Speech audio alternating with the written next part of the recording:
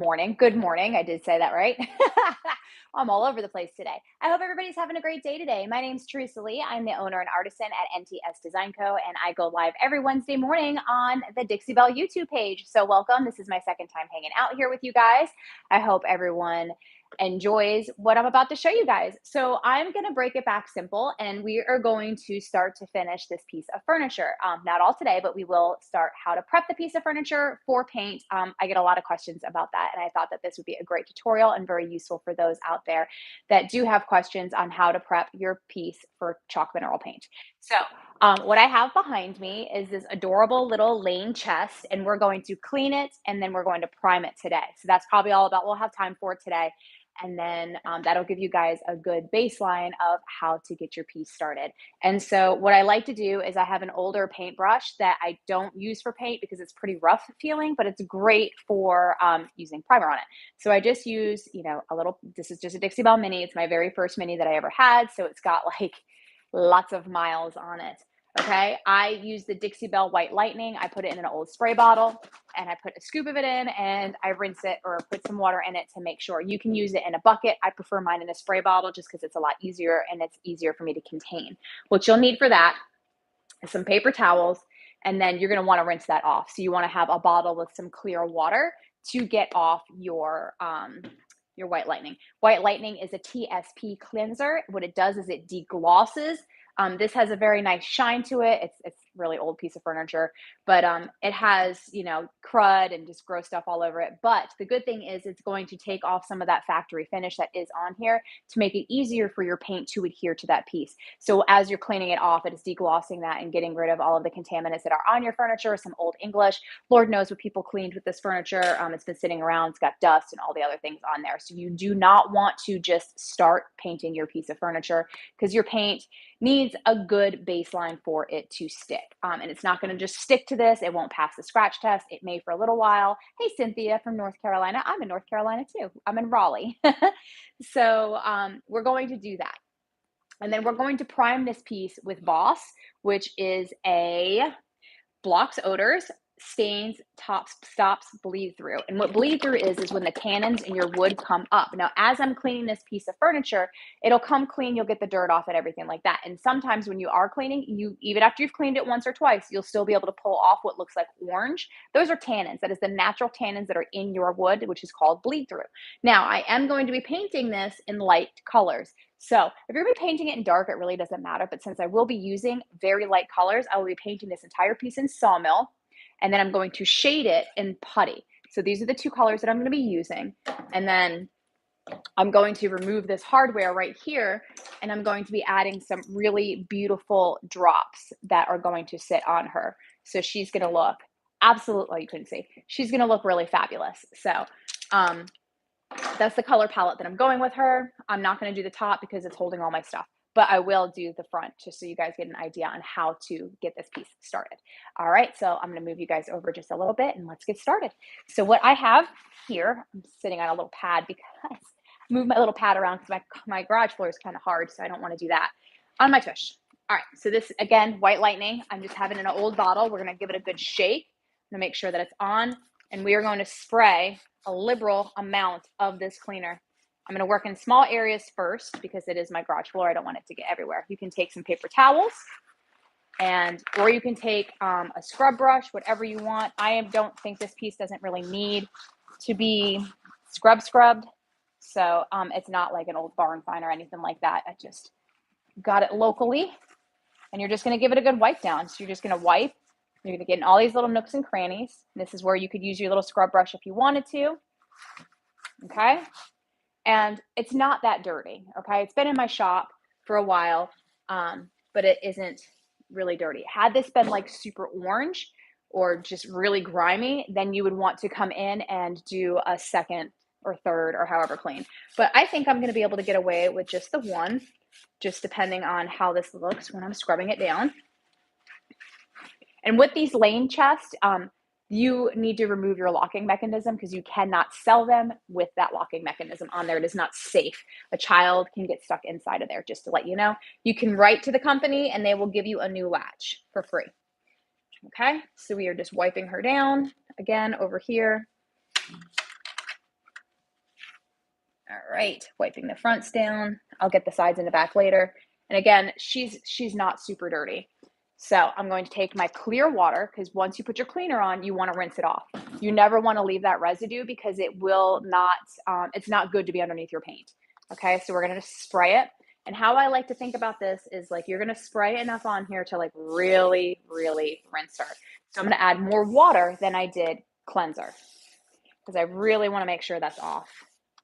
You can use a better squirt bottle. I just have a fine mist bottle, which I probably should get like a better squirter bottle so it comes out easier, but it is what it is, and it works for me. We're just going to come back again, and we're really just going to wipe that surface down to get it as clean as we like. This is where you're going to be able to see, is it going to be a little bit dirty or is it clean? That's just some residue, and that's fine. All right. You can rinse it more than once. It's not going to hurt it. But when you're applying your primer, you want to make sure that it's pretty dry, which you can just wipe it down with some paper towels again and get it nice and dry. Let me dry my floor off right there. All right, we're just going to dry our piece. And you can see like it will look splotchy, like little white areas. That's just where it's deglossing, where it's eating through some of that varnish that's previously on here. That is normal. Depending on the type of varnish that they used, it will look different. Sometimes it will spot, sometimes it gets cloudy. Do not fret, that is just what is underneath. Okay, I'm gonna put that up there. I'm gonna grab one more paper towel, and we're gonna make sure it is very dry. Hello, I'm from Casper. It's very nice for you to join me, Sandra. Thank you.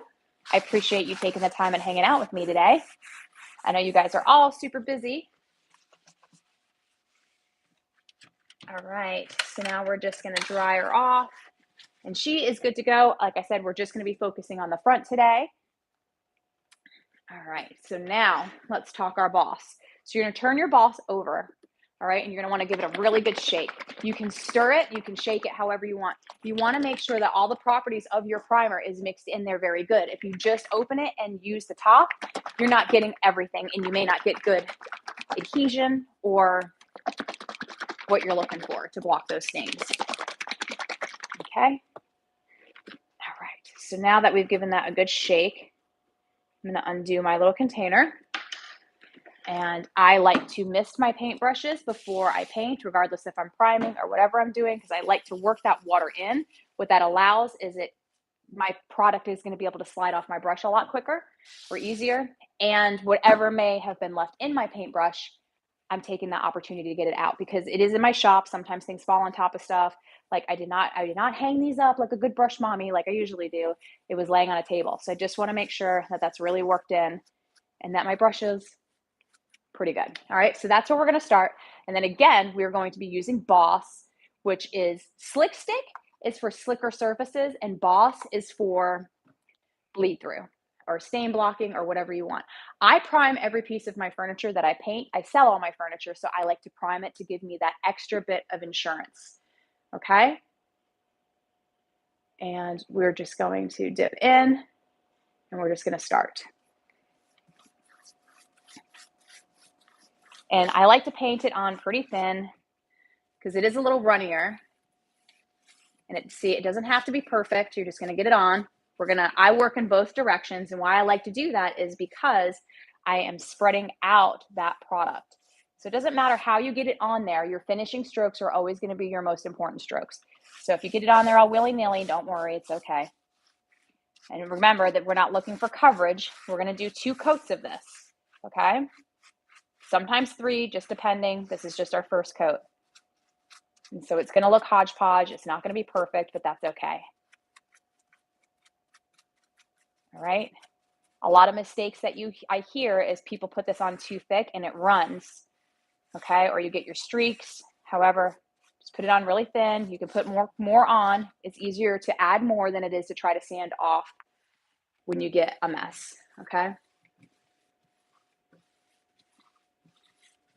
And as you can see, nice light strokes afterwards. I like to hold my brush like this. When I'm painting, I'll paint like this for more pressure. When I'm doing my finishing strokes, I like to grab my brush like this and I just drag it across my surface area nice and smoothly. And that is going to reduce the amount of strokes. It's going to, you know, brush strokes or anything like that. Okay, and we're just going to work on over here. I'm going to come out of those grooves because I don't want puddling. That's what you're going to try to avoid, any puddling or dripping or anything like that. You can just come up and down like this in your moldings, and then nice and smooth. All right, and then we're going to go over it nice and easy. I'm not worried about dripping on the top. I sand all the tops of my piece of furniture very last. It's the last thing that I do. So I can continue to put all my stuff up there, because if I put it on the floor, you can spill it. I typically will put it right there because I have multiple projects that I'm doing in my shop at a time. So I like all the stuff that I'm using in one spot. So I always do my tops last, so I never worry if it gets messy or paint on it or primer or whatever. I typically sand all my tops of furniture, and I like to stain them. It's just my look that I like to do. Hello, thank you.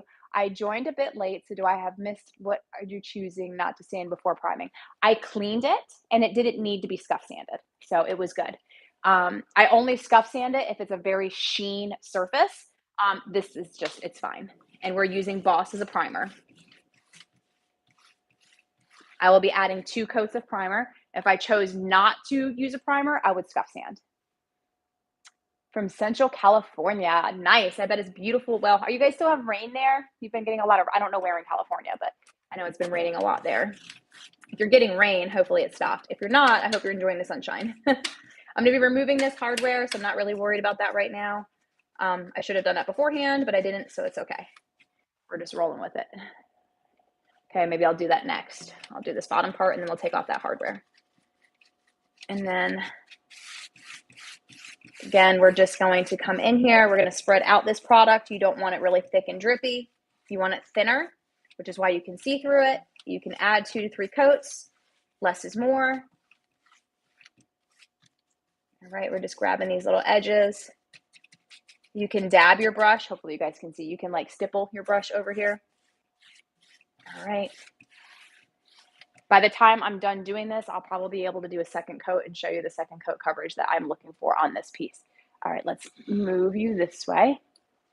And I'm going to angle you down just a smidge, and we're going to grab this foot. So a little less product, and we're just going to, the floor's still wet right there. We're just going to do down here. I'm not going to go back very far because I didn't clean that part yet. We're just doing the front for purposes of film today, and then I will do all the other stuff off camera for content. Okay.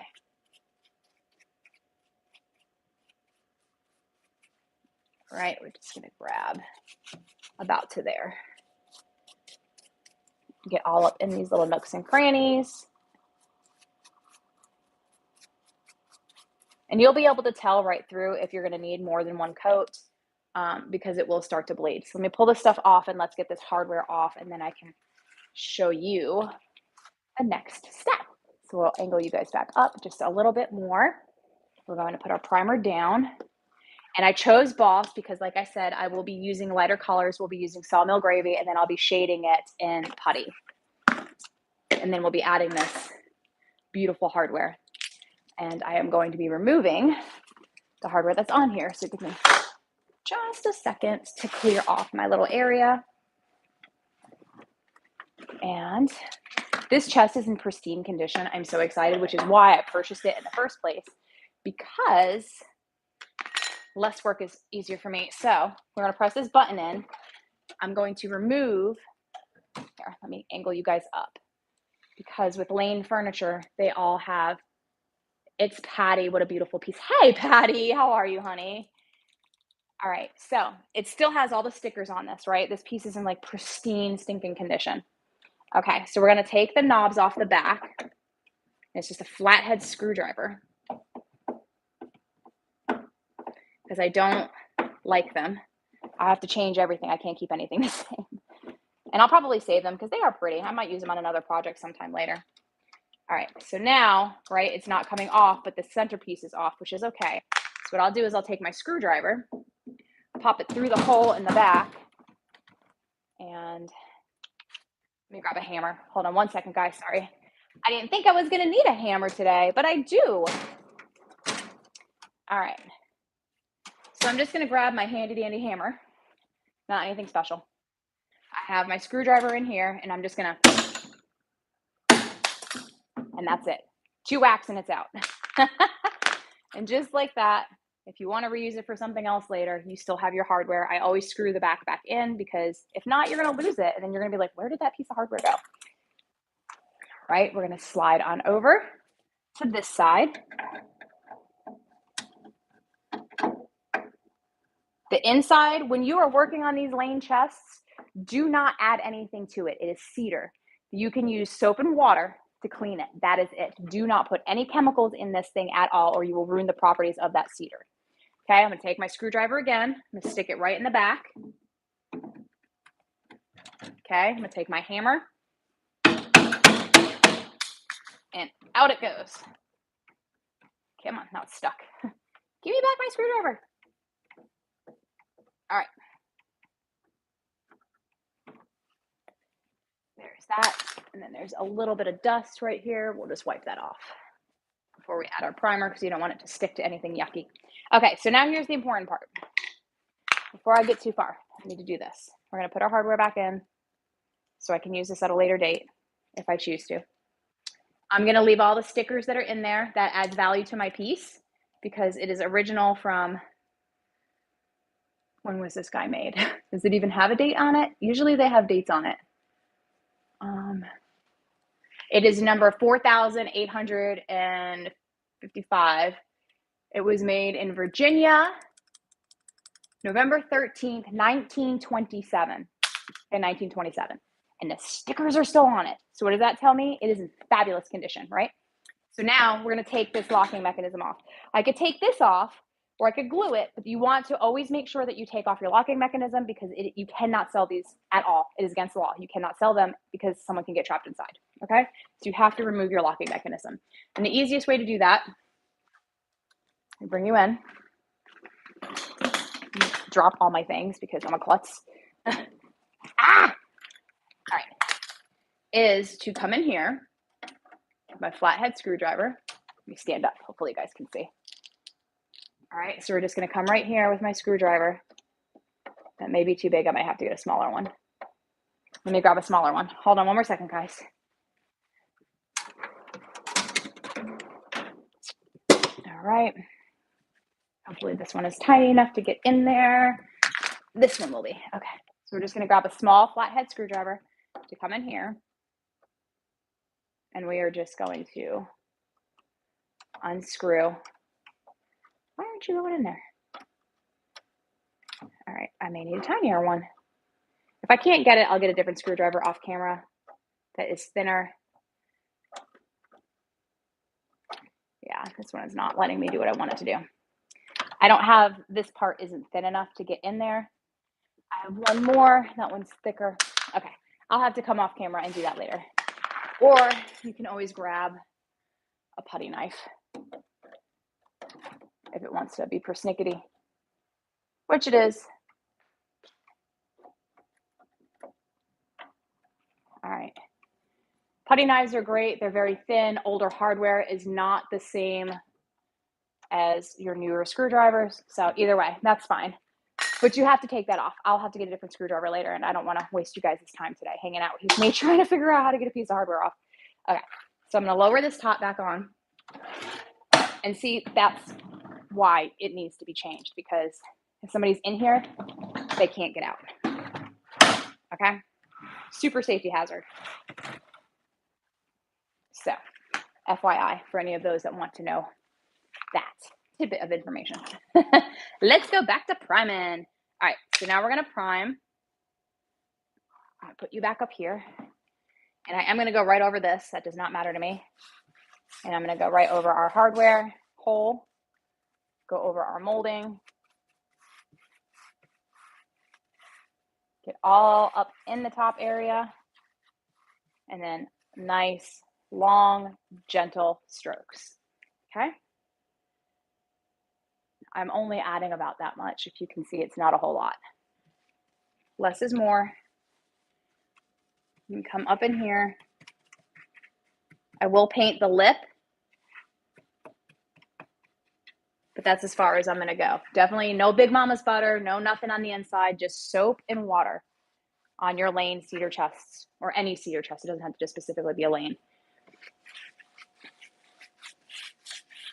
If it's stinky and it's old, okay, great. But if it's in great condition like this one, you do not want to disturb that cedar.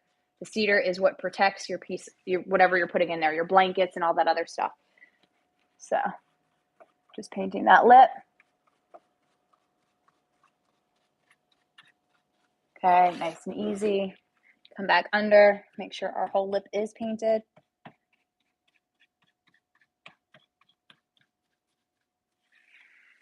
All right, now I will sand. I will sand just this very top. So I'm going to paint this lip.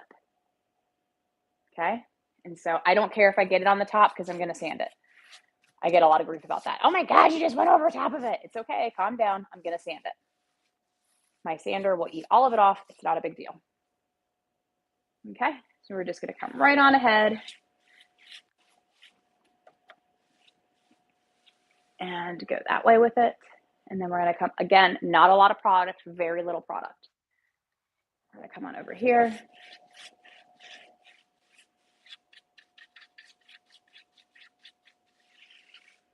All right. This is dry because I painted so little, it's very dry. So now we're going to back up and angle you down, and you guys will be able to see my second coat, okay? And I will probably do 3 coats depending. We'll see how this works. About 2 to 3 coats. All right, so we're just going to go ahead. See the coverage already? That's the kind of coverage that I'm going to want on this piece. So usually what I'll do is I'll add 2 full coats, and then I'll come back and do spot coats. Like I'll do a check if there's an area that's bleeding through that needs a little bit more. If I missed some area, I'll come back. But ideally, that's the coverage that I'm looking for when I am priming. My first coat looks like this. It is not going to look like this, okay? The first coat is just getting your product down and seeing what needs to be done. I also, while I am doing this, I will not Dixie mud anything until I prime. When I'm priming, it brings out all the imperfections in my piece of furniture so that I can see what needs to be replaced or fixed or any of those things, okay? So I'm just going to again, I don't want any pooling, so I'm going to go up and down over through here. I'm going to come nice, even strokes. Come through this little area again. I kind of just dab it on, and then I will spread it out nice and evenly, because your foundation for your paint is what is going to set yourself up for your paint. So if you have like a really rough surface underneath, your paint is never going to lay smooth because your surface underneath is not. So you try to get your primer to lay as flat as possible, and then you just go over it nice and smooth, soft, even. Again, I'm holding my brush like this. I'm barely putting any pressure on it. We're going to come back around this way, and we're going to do the same thing. I'm going to come in here. I'm going to stipple in these little areas to make sure that I get it all in there, and then brush it out.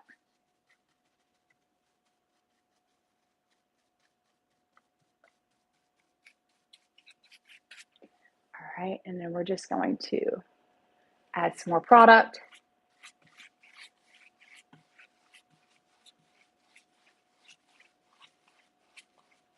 And you'll notice that I usually will put a bunch of product in the middle, and then I'll go back for it so that I'm not lobbing all my product in the middle or on the edges so that it drips. Okay? Like these areas will get a 3rd coat on the bottom, but this is pretty good. So that's the coverage that I'm looking for. I should be able to go back over this as well. So let's try that. Okay, we're gonna just come right on in here.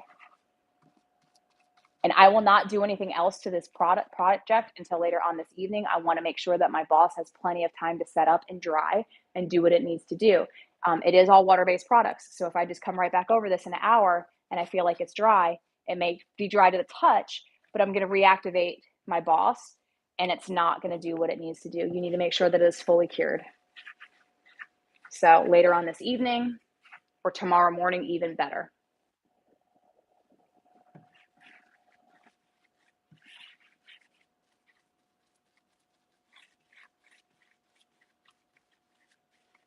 Okay, and that's my 2 full coats of coverage. I'm gonna come back over here to the top. The top, I'll probably do 3, like I said, because there's little nooks and crannies, like in these little areas where the wood is showing. I'm gonna wanna make sure that those are covered correctly. But for our broader areas, they're looking pretty good.